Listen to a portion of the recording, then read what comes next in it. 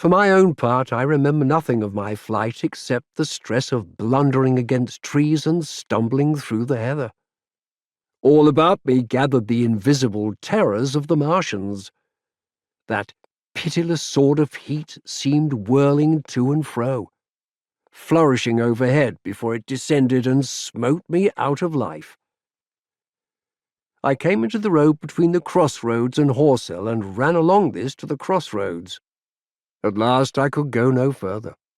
I was exhausted with the violence of my emotion and of my flight, and I staggered and fell by the wayside. That was near the bridge that crosses the canal by the gasworks. I fell and lay still. I must have remained there some time. I sat up, strangely perplexed. For a moment, perhaps, I could not clearly understand how I came there. My terror had fallen from me like a garment.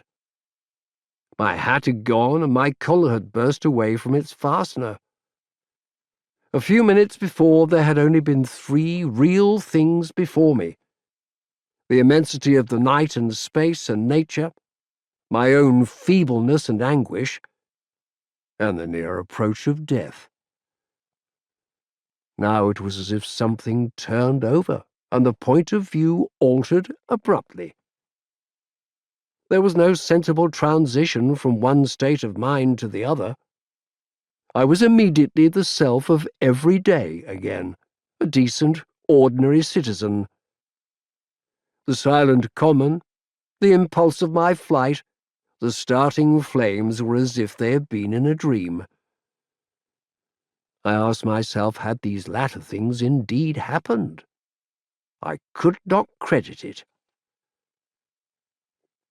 I rose and walked unsteadily up the steep incline of the bridge. My mind was blank wonder. My muscles and nerves seemed drained of their strength. I dare say I staggered drunkenly. A head rose over the arch, and the figure of a workman carrying a basket appeared. Beside him ran a little boy. He passed me, wishing me good night. I was minded to speak to him, but did not.